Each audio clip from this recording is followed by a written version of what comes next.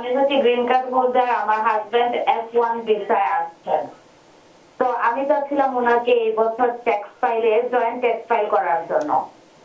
সেক্ষেত্রে ওনার কোনো অসুবিধা হবে কিনা F1 ভিসাতে? যদি উনি আপনার সাথে একসাথে ট্যাক্স ফাইল না করে তাহলে আপনার হাজবেন্ডের সমস্যা কতটুকু হবে জানি না, কিন্তু ওই IRS কর্তৃপক্ষের সমস্যা হবে এবং সেটা হবে আপনার সাথে। এত বড় সাহস কার আছে, হ্যাঁ, যে ওয়াইফের উপরে হাজবেন্ড ডিপেন্ডেন্ট না। I have a green card and I want to go to Bangladesh, it will be a problem? Hello দর্শক, কে আছেন টেলিফোনে? দয়া করে নাম পরিচয় দিয়ে প্রশ্ন করুন, আমরা অপেক্ষা করছি। আমি ফাহমিদা চিলি ওয়াহারা থেকে। জি। তো স্যার কাছে আমার প্রশ্ন হচ্ছে দুইটা। একটা প্রশ্ন হচ্ছে আমি হচ্ছে গ্রিন কার্ড হোল্ডার, আমার হাজবেন্ড F1 ভিসায় আসছেন। তো আমি চাচ্ছিলাম ওনাকে এই বছর ট্যাক্স ফাইলে জয়েন্ট ট্যাক্স ফাইল করার জন্য। সেক্ষেত্রে ওনার কোনো অসুবিধা হবে কিনা F1 ভিসাতে? এটা হচ্ছে আমার 1 নাম্বার প্রশ্ন। কারণ উনি যখন আসেন তখন উনি বলে আসছেন যে উনি কারোর উপর ডিপেন্ডেন্ট না, ওনার ওয়াইফ যদি এখানে থাকেন বাট উনি আমার উপর ডিপেন্ডেন্ট না। এখন আমি কি ওনাকে জয়েন্ট ট্যাক্স ফাইলে দেখাতে পারবো? এতে কোনো সমস্যা হবে কিনা? না। আর আরেকটা প্রশ্ন হচ্ছে স্যার, আমি এই বিষয়ে জানতে চাই, আমি একটা বাসা নিব, তো আমি কি বাসায় নিজের মধ্যে আমার এবং ওনার দুজনেরই নাম দিব? এটাকে একটা প্রুফ হিসেবে সামনে আমি সাবমিট করতে পারবো যে আমরা হাজবেন্ড ওয়াইফ, যখন আমি আমার ভিসাটাকে কনভার্ট করব F1 থেকে আমার স্পাউস ভিসাতে। তো সেক্ষেত্রে কি এটা একটা প্রুফ হিসেবে কাজ করবে যে দুজন মিলে একটা অ্যাপার্টমেন্ট আমরা থাকছি, এটা লিজ যে পেপারস গুলো আছে এগুলোকে একটা প্রুফ হিসেবে কাজ করবে কিনা? না। অনেক ধন্যবাদ ফাহমিদা আপনার প্রশ্নের জন্য। আপনারা আমার শুভেচ্ছা নেবেন। আমি জানি না কতদিন আগে বিয়ে করেছেন, TVN24 কর্তৃপক্ষকে মিষ্টিকে পাঠিয়েছিলেন কিনা, যাই হোক। তো হ্যাভিং সেড দ্যাট, যদি উনি আপনার সাথে একসাথে ট্যাক্স ফাইল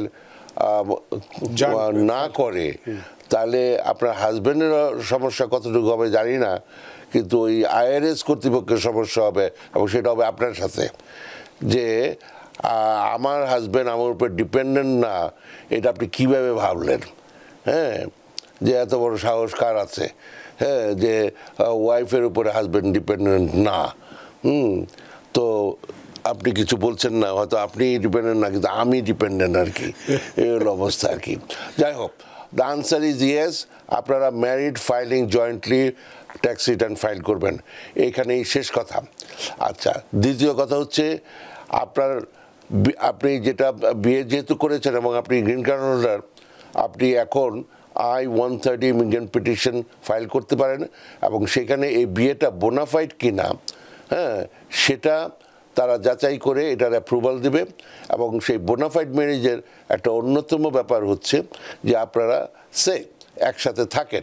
এখন যদি রিজন থাকে যে আপনি একজন মানে প্রফেশনাল, আপনি অমুক জায়গায় একটা ভালো চাকরি পেয়েছেন, ওখানে পড়ান আপনি, আর উনি এখানে PhD করছেন, কি যেভাবে ওকে F1 স্টুডেন্ট, দুজন দুই জায়গায় থাকবেন, এটা কোনো অবাক ব্যাপার না অনেক সময়।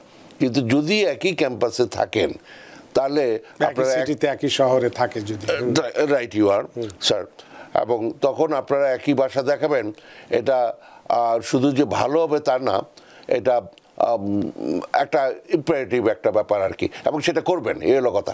একসাথে বাসা নেবেন, একসাথে থাকবেন সুখে শান্তিতে, মানে দুজনের নামেই বাসাটা ভাড়া করবে, উনি যেটা বলতে চাচ্ছেন। জি, অনেক ধন্যবাদ ফাহমিদা, আশা করি আপনার প্রশ্নের উত্তর পেয়েছেন। ফয়সাল চৌধুরী তিনি বলছেন, I have green card and I want to go to Bangladesh, it will B A problem? আপনার গ্রিন কার্ড থাকলে আপনি বাংলাদেশে যেতেই পারেন।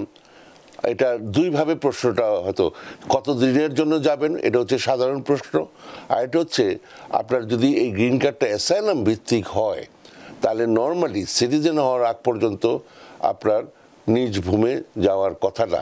সেটা যদি আপনি বাংলাদেশ থেকে এসে থাকেন তাহলে বাংলাদেশে আপনার যাওয়ার কথা না। যদি আপনার জরুরি কোনো বিষয় থাকে, ইমিডিয়েট ফ্যামিলি কেউ মারা গেছেন কি হাসপাতালে আছেন, হ্যাঁ, আপনি একটা প্লজিবল আনসার করে যে কেন আপনি এই যে ভয় আছে, বিপদ আছে, তারপর আপনি গেলেন, কেন আপনার অ্যাসাইলামটা তাহলে রিভোক করা হবে না, হ্যাঁ, এই ধরনের একটা প্লজিবল আনসার যদি আপনার থাকে, আপনি স্বল্প সময়ের জন্য আপনি তারপরেও যেতে পারেন নিজ ভূমে। ধন্যবাদ।